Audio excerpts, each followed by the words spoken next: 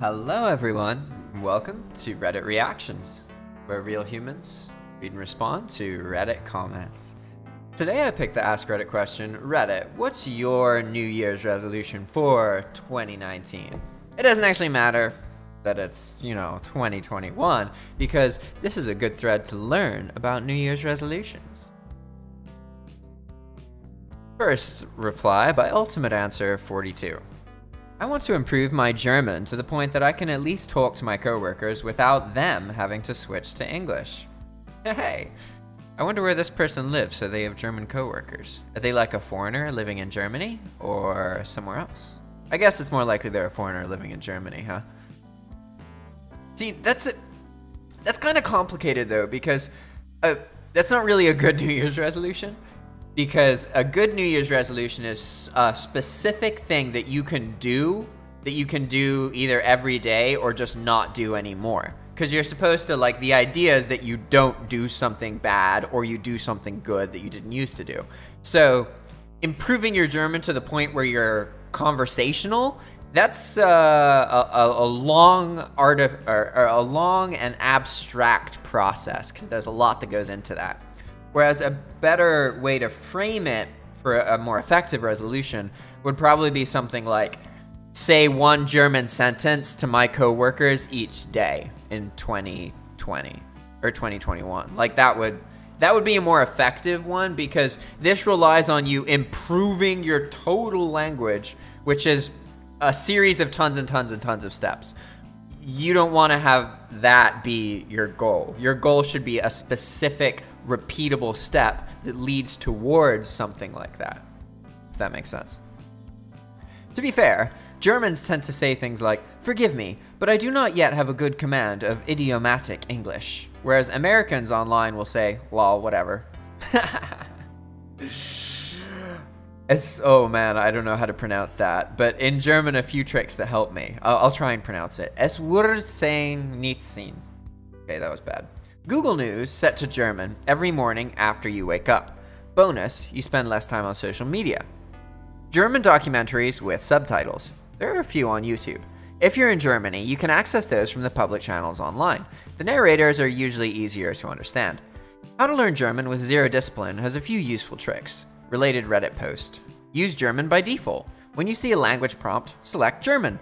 When you address someone, speak German. Set Google to return German search results first. Pick German Wikipedia when you need to figure out what something is. Tandem partners. Babel is better than Duolingo by far. Find someone who can validate your emails and other messages. It helps you get over the "I can't form coherent sentences, so I can't use German" hurdle. Oh, look at this. This guy broke down the abstract parts of what all the steps are necessary to become conversational in German to your coworkers with that goal, and he put specific ones. Look, if you could make a New Year's resolution out of this, okay, use Babbel 5 days out of the week. Or it could be watch a German YouTube video every day. These are the kind of New Year's resolutions you want, because they're more obtainable. Things that you can repeat, that are simple to remember, that lead towards your greater goal. Here's another one by Mad Squid. To not give up at university again, and finally get my driver's license. See, so these aren't really New Year's resolutions. This is more something that the person wants to improve about themselves in the next year, which can be used to create a New Year's resolution. But a resolution is something specific you're not doing or something specific you are doing with a repetition to it. So you want to be really specific to maximize the chance of you following through and changing what you want to change, right? Reply to that post by Mad Squid. I got my driver's license when I was 26. It's terrifying at first, but eventually it does become as natural as walking. Yeah, I guess getting a driver's license would be a thing, but that's something you could be you kind of just do that, right? Maybe studying each day or figuring out a daily task to the end result be to get your driver's license.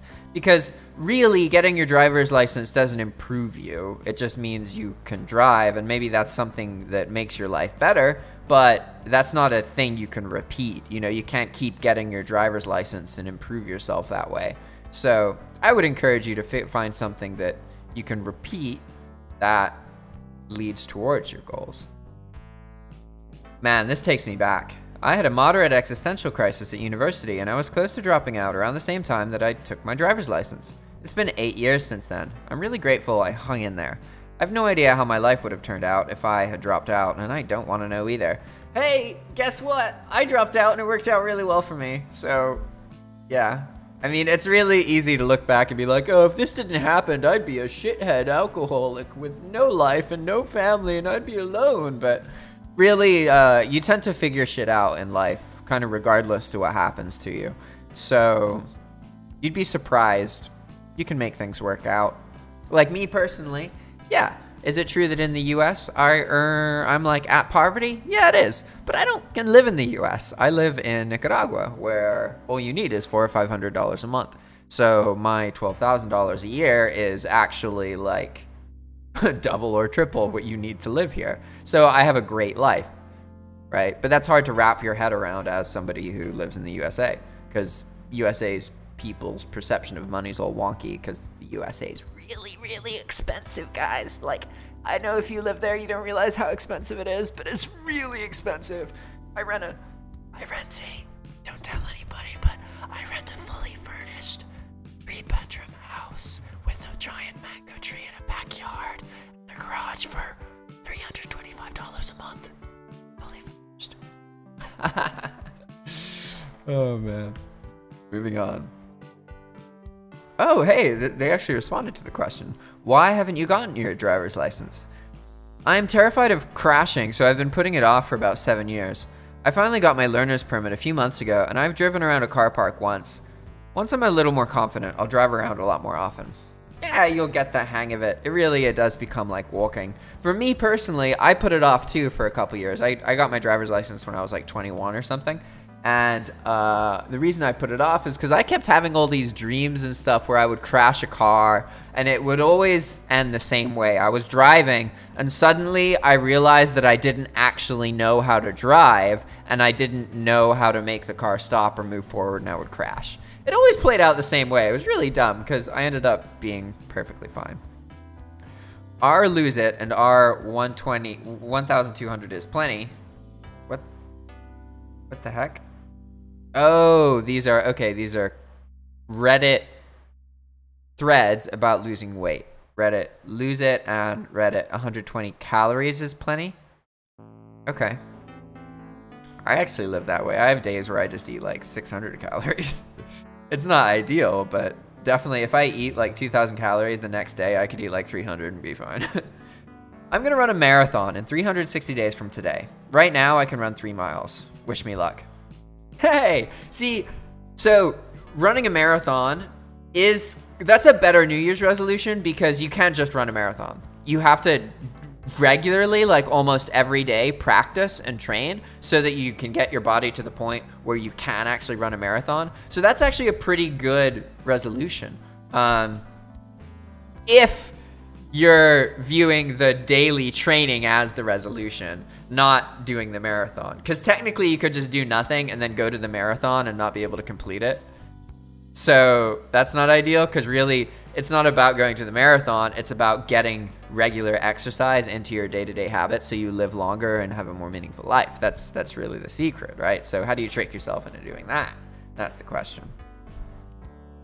Hellbarf says, I started off at 2 miles 3 times a week with one increasingly long run every weekend to train for my marathons. You can do it. So, that's perfect. So a great New Year's resolution, if you're a person who wants to run a marathon, is every week, run 2 miles 3 times a week. Boom, that's it. That is a perfect New Year's resolution. It's specific, it's repeatable, and it leads to a greater thing.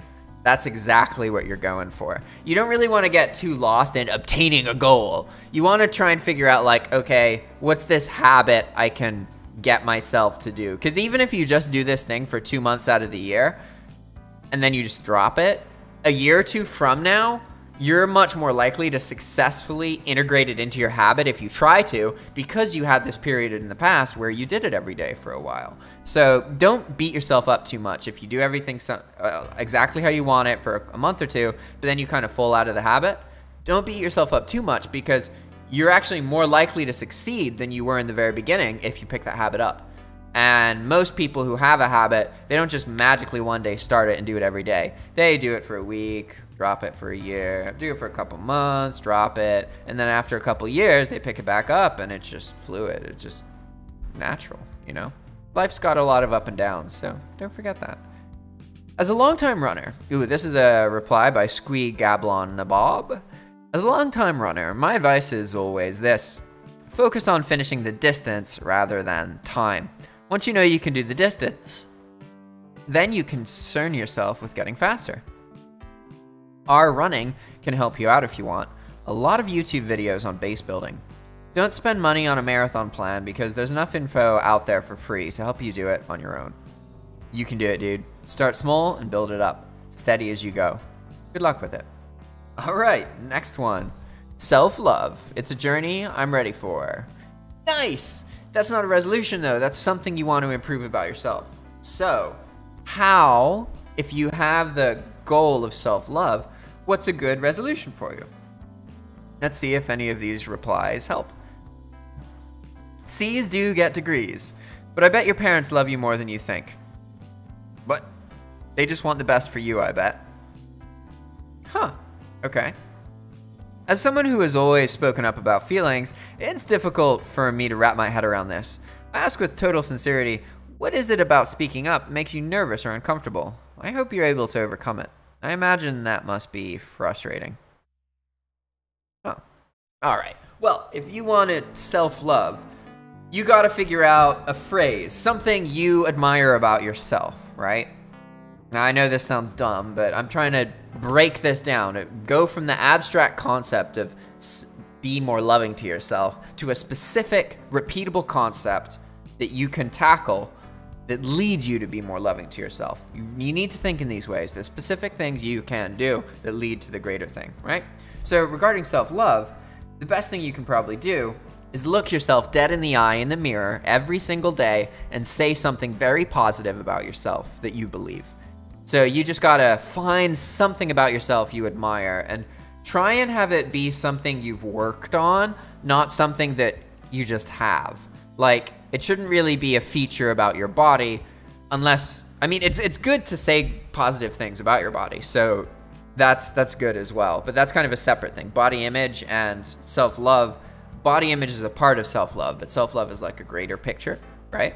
So if you feel like you have body image issues, you would actually be surprised how effective it is to look in the mirror each day and force yourself to say, you look beautiful, I am beautiful, or whatever, or that part of you that you hate, that you think looks all nasty, you can literally rewire it, even if you don't agree with it. Like for me, for example, I have a really big nose and I hate how it looks from the side, right? Like I used to be really insecure about that and I would hide my nose and stuff. But now I understand, like, everybody has insecurities. And the reality is, we are just numb to our bodies because we've seen it our whole lives, we've been in it, we are just used to it. Whereas other people are always, you know, they're more interested in our little bits and whatnot. And you'd be amazed how, really, there's a human out there that will find any part of you immensely attractive. There really is. Like, people are into some crazy shit. And once you really start to understand that, it's like, yeah, wow. Everything I perceive of beauty is limited to what I perceive of beauty, and actually tons of humans perceive different things as beauty, and they just don't talk about it because they don't want to be judged and stuff. But really, humans find beauty in almost anything, in almost any body type. If you can be charismatic and confident, you can rewire someone else to find you attractive. So anything you think is silly, whether you're overweight or you're too skinny, to understand that people who are skinny look at their bodies and hate that they don't have more weight. People who are fat look at their bodies, hate that they're fat. Everybody looks at their bodies and hates something about it. So once you understand that that's kind of the human default state, it makes it much easier to be like, oh, I too look at my body and I see nothing interesting. But that doesn't mean that other people can't be interested in me. So you can use these patterns of thought to slowly start to understand, oh, everybody else is going through body image issues as well. They're not alone. They just lie about it all the time to everybody in public. And then they go home and cry. And that's the reality for most people. So feel good about yourselves, guys, okay? And regarding self-love, it's kind of the same thing. You need to find a phrase about yourself that you believe in or something. And even if you can't, just tell yourself something good. Really, you're better off just doing that every single day. That's one of the best things you can do. Or if that sounds too abstract for you, you don't like the idea of looking yourself dead in the eye and telling yourself something positive every day, then go on a walk first thing when you wake up. From my perspective, that's way harder. It's way easier to go to the bathroom and be like, hey, you're a kind person. I'm a kind person. You know, just something like that. That's easier than going on a walk. Going on a walk each day is very effective, though, because you're going to get your brain rolling. Wonderful stuff. If you're interested in self-love, focus on a New Year's resolution with something like that. All right, next New Year's resolution by Sir Fig Newt. Implement my budget. Move on from my shitty relationship. Again, this is half-baked. These are things that this person wants, but they're not things that actually lead to those things happening, right? So you'd have to figure out, okay, implementing the budget. Actually, no, that because that's something you do every day, so that one's pretty good. I was more looking at the second one, moving on from the shitty relationship. That's more complicated. That's something specific. But yeah, if you can use the momentum of the new year to move on from that, that's gonna have daily effects on your life. So yeah, being with a toxic person can really weigh you down. So I'm not trying to discredit the validity of these things being good for the person. Just that to them implementing their budget, yeah, I see now that can be a good one, because it's using the budget that they set up each day or whatever, right? So if they'd shared more information, that'd be good. And then the next one, moving on from a shitty relationship, that's hard. Like, how could you create a daily habit? Well, really, yeah, that boils down to self-love as well, doesn't it? Because people who love themselves don't tolerate people treating them shittily because they know that they deserve better. So when you love yourself, you won't let yourself remain in a shitty relationship. You'll just leave. So it's important to focus on, like, do you value yourself? Are there questions that you could ask yourself every day that lead to you feeling more valued and not putting up with toxic people? Because a lot of people who tolerate toxicity in their life, they believe they deserve the toxicity for some reason. And that, again, boils down to, like, a lack of self-love, basically. So, food for thought, right? Moving on from shitty relationships can be tough, but it's so worth it in the long time. We wish you the best of luck, buddy. If you at least start tracking your expenses, you can actually help yourself from overspending and knowing how much money you actually have. I've been doing it for a few months, and it's like night and day. I might only have $40 at the end of the month, but I knew about it, and I planned ahead, and in return, I've been more careful on spending money. Hey, that's a good one. That's a really good one. Tracking your expenses, because that's a daily habit you can do that leads to you being more financially aware and having more financial self-control. And those are the best New Year's resolutions. They're simple things that you can replicate that don't take a whole lot of time. And it doesn't take that long to track your expenses. Like, really, that can just be, if you just use one card or one credit card or whatever, it can just be logging into that account at the end of each day and looking at it. Or logging in the beginning of the day and looking at yesterday's day. Like, there's ways you can do that, right? You have to start at being aware of how you're spending. They're totally right about that. Like, absolutely right. It all starts with awareness. And sometimes you don't even have to worry about the rest of the stuff. You just have to be like, okay, I just have to make sure I'm actually aware of how much money I'm spending and how much money I'm earning. Because if you're not, like, if you write all of your expenditure down, nothing should surprise you. If it does, that means that you're not actually aware of how much money you're spending. And that means you should pay more attention, basically. So write down all of your expenses, and if something surprises you, that's a flag. Moving on. I am a farmer. Oh, this is by Polka Berries. I am a farmer and I want to write a guide storybook about how I started, how to approach farming, and methods I used in the last 4 years. From my first seed order to building 6 greenhouses in the span of 4 years and still growing. Whoa, that's cool. So a great resolution, if this is your goal, that seems to be a recurring trend, is people are good at figuring out what goal they want for the next year, but they're not so great at figuring out how to actualize that or how to state a step to make that happen, right? So this individual wants to write a book. So basically, you need to figure out, okay, every day you sit down and you write for 5 minutes. Simple. You don't really have to do much more than that, because the reality is, if you're actually writing a book, and this could be on the computer, it could be writing, like I'm saying writing as if you're writing by hand, but I mean, me personally, I would write a book on the computer because I can type like 5 times faster than I can write. So I would never write a book. Oh, I just knocked my phone over. I would never write a book by hand. That would take a long time. So a great goal for this really is something daily. And yeah, if you just write for 5 minutes a day, that's not a whole lot of writing. But the reality is, you're just telling yourself 5 minutes so you can be like, oh, it'll only be 5 minutes. I may as well just start and then I'll forget and then it'll be over, right? You want to trick yourself into starting, because then you're probably going to write a little bit longer, you know? But even if you don't, that's fine. You did your thing. You did your daily. That's all that matters, right? All right. I would definitely read that. I'm a newbie gardener and love reading about it. One of my favorite books is written by a farmer, Blythe Tomato. Another reply to what's your New Year's resolution for 2019? Although we're using this 2021. Travel more. Side note, 2018 resolution was to quit cigarettes, and I'm coming up on a year smoke-free. Hey, nice. Quitting cigarettes is one. That's probably one of the more commonly failed New Year's resolutions. But hey, if you can make it through January without smoking, you're better off than smoking all year. But at the same time, quitting is actually quite a good New Year's resolution because it's very specific. It's something simple to remember, but that is something that's very challenging.